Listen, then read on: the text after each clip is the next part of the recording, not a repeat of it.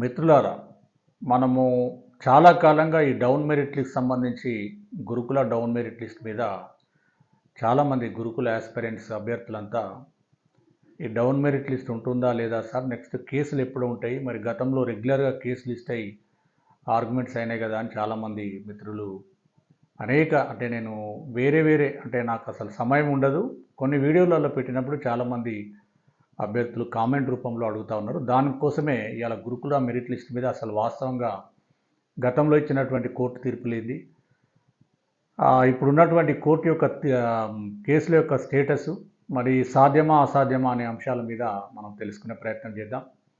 ముఖ్యంగా మనం ఏదైనా కూడా మనకు న్యాయం కోసము హైకోర్టును కానీ సుప్రీంకోర్టును కానీ మనము సంప్రదించే అవకాశము, హైకోర్టు సుప్రీంకోర్టులలో కేసులు వేసుకునేందుకు మనకు ఫండమెంటల్ రైట్ అది. ఇక్కడ గురుకుల డౌన్ మెరిట్లకు సంబంధించిన ఏంటంటే ఒక ప్రత్యేకమైన పరిస్థితులలో చేయడం జరిగింది. మరి దీని మీద ఇవాళ కేసు మన గతంలో మొదట్లో 5-6 పిటిషన్లలో ఇంటరిమ్ ఆర్డర్స్ ఇవ్వడం జరిగింది. ఎందుకంటే ఈ గురుకుల డౌన్ మెరిట్ లిస్ట్ ఏంటి, ముంజా ప్రవీణ్ కేసు సుప్రీంకోర్టులో ఇచ్చినటువంటి తీర్పు, ముంజా ప్రవీణ్ కేసు కానీ లేదా నర్మెట్ల వంశీ కేసు ఈ పోలీసు రిక్రూట్మెంట్ అకాడమీలో ఇచ్చినటువంటి తీర్పు కానిస్టేబుల్ సంబంధించి, ఆ 2 తీర్పులలో డౌన్ మెరిట్ లిస్ట్ చేసి అభ్యర్థులకు అవకాశం ఉద్యోగాలు కల్పించాలని చెప్పి గతంలోనే సుప్రీంకోర్టు చెప్పింది. మరి దాని మీదనే అనేకమైనటువంటి హైకోర్టులో తీర్పులు కూడా రావడం జరిగింది. మరి ఈరోజు అసలు పరిస్థితి ఏంటంటే, లీగల్ పొజిషన్ ఏంటంటే, మనకు రిక్రూట్మెంట్ ప్రాసెస్ అనేది నోటిఫికేషన్ మొదలవుతుంది, స్టార్ట్ అవుతుంది. నోటిఫికేషన్ ఇచ్చిన డేట్ నుంచి ఎప్పుడైతే అభ్యర్థులకు సెలెక్షన్ 1:1 చేసి అపాయింట్మెంట్ ఆర్డర్స్ ఇచ్చిన తర్వాత అది రిక్రూట్మెంట్ ప్రాసెస్ ఎండ్ అయినట్లు లెక్క.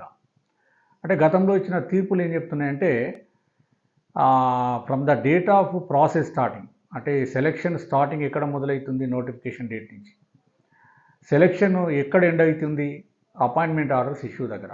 అందుకే మన గతంలో ఈ గురుకుల రిక్రూట్మెంట్ దానికి సంబంధించి వాళ్ళు ఇచ్చినటువంటి అఫిడవిట్ ఏమైందంటే, మేము గవర్నమెంట్ ఆఫ్ తెలంగాణకు రాసినాం, గవర్నమెంట్ తెలంగాణ క్లారిఫికేషన్ ఇవ్వాల్సి ఉంది, మేము డౌన్ మెరిట్ లిస్ట్ చేయాలా లేదా అని చెప్పి అట్లా కొంత వేసిండ్రు.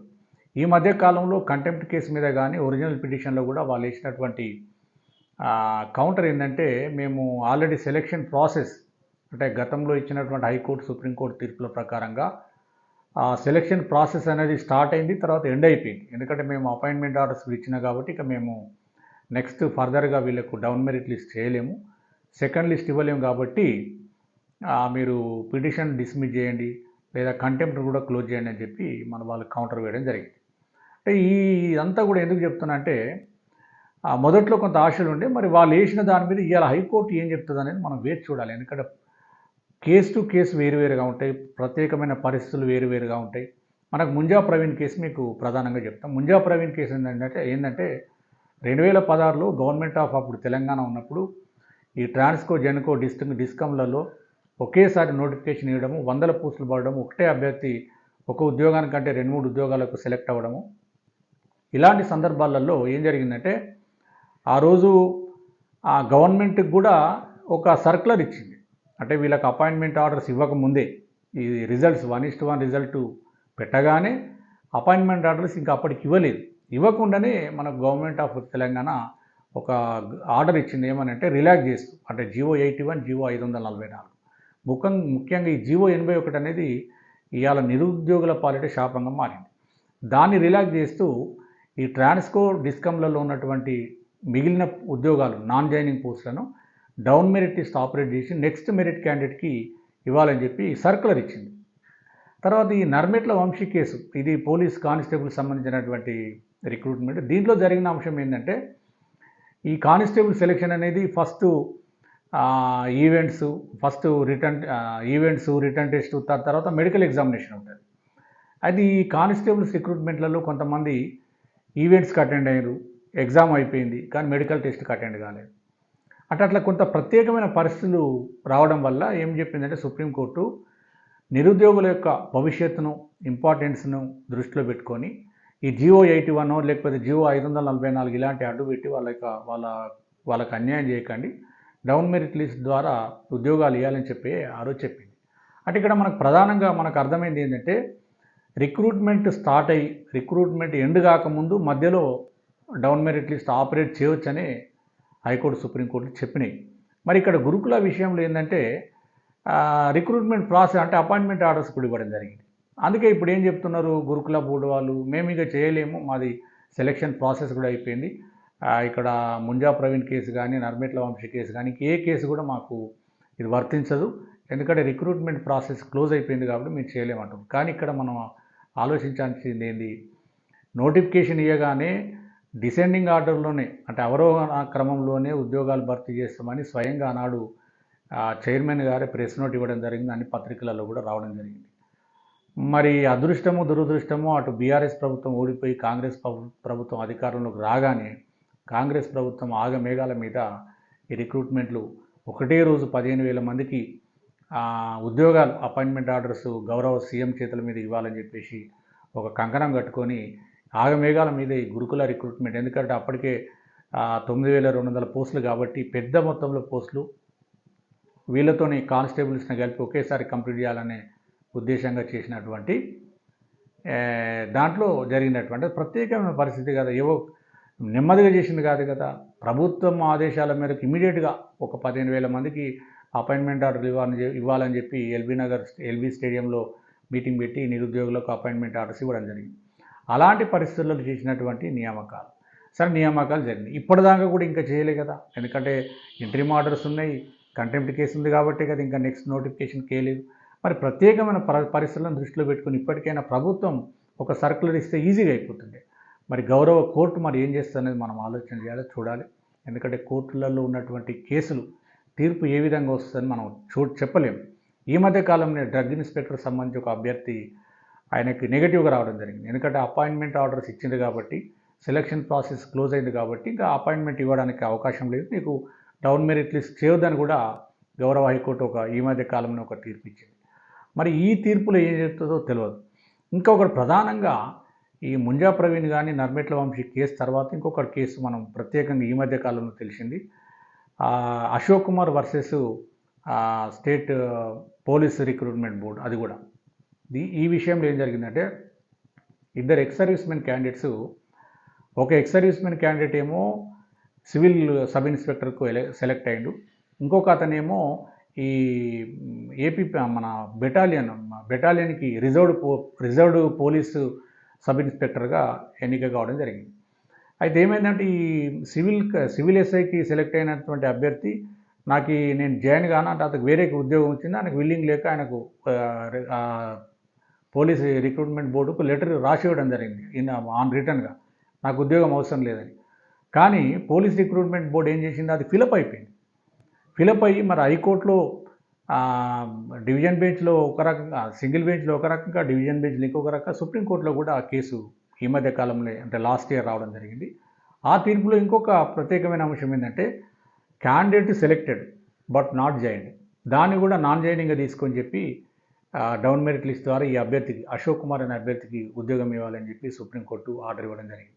అంటే మనకు అర్థమవుతుంది ఏంటంటే ఇక్కడ నాన్ జాయినింగ్ అనేది ఇప్పుడు సెలెక్టెడ్, మరి క్యాండిడేట్ సెలెక్ట్ అయిపోయిండు, అపాయింట్మెంట్ ఆర్డర్ ఇవ్వలేదు.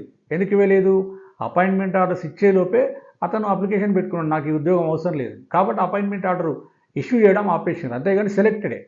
అంటే candidate selected but not candidate joined, అంటే ఇది కూడా ఒక ప్రత్యేకమైనటువంటి సందర్భం.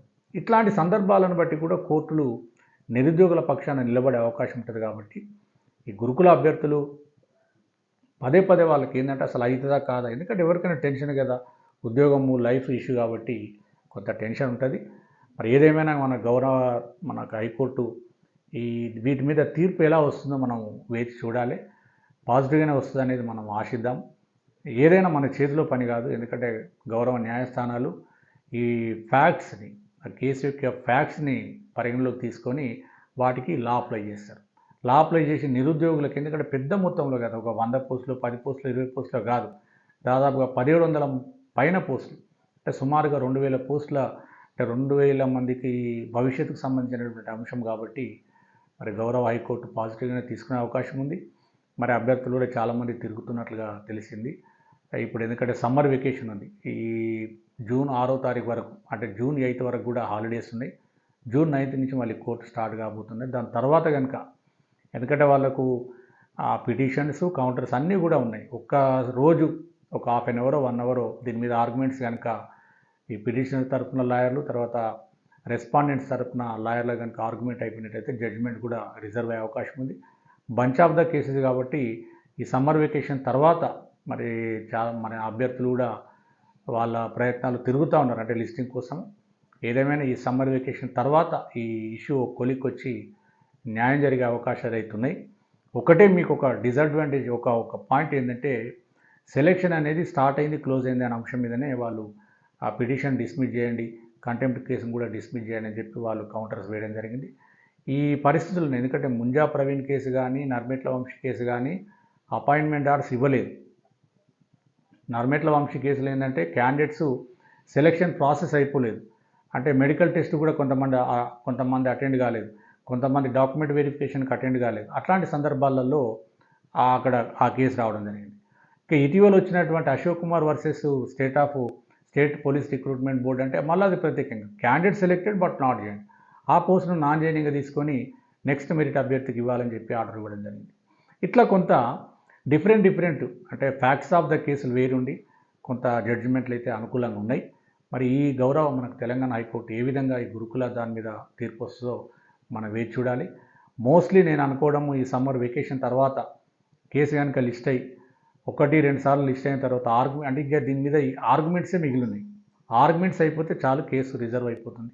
ఇక జడ్జిమెంట్ ఎట్లా వస్తుంది అనేది మనం వేచి చూడాల్సినటువంటి అవసరం ఉంది. ఏదేమైనా నిరుద్యోగులకు మంచి జరగాలని కోరుకుంటూ, ఎందుకంటే ఈ మధ్య చాలా అంటే మనకు టైం లేక నేను చాలా వీడియోలు చేయడం లేదు. కొన్ని లీగల్ అంశాల మీద నాకు సమయం ఉన్నప్పుడు చేసే ప్రయత్నం చేశాను. మన ఛానల్ ఎవరైతే సబ్స్క్రైబ్ చేయలేదో మిత్రులు అందరూ కూడా సబ్స్క్రైబ్ చేయండి. నా యొక్క వీడియోలు నచ్చినట్లయితే తప్పకుండా మీరు వీడియోని అందరికీ షేర్ చేయాలని తెలియజేస్తూ, ఇంకా నేను కొన్ని టీవీ డిబేట్స్ కానీ కొన్ని ఇంటర్వ్యూలు పార్టిసిపేట్ చేసినటువంటి లింకులను, ఈ యూట్యూబ్ లింకులను కింద డిస్క్రిప్షన్ బాక్స్లో పెడుతున్నాను. అదేవిధంగా మనకు రిజర్వేషన్కి సంబంధించి కానీ ఇంకా సామాజిక అంశాలకు సంబంధించిన వీడియోల లింకులను కూడా డిస్క్రిప్షన్ బాక్స్లో పెడుతున్నా.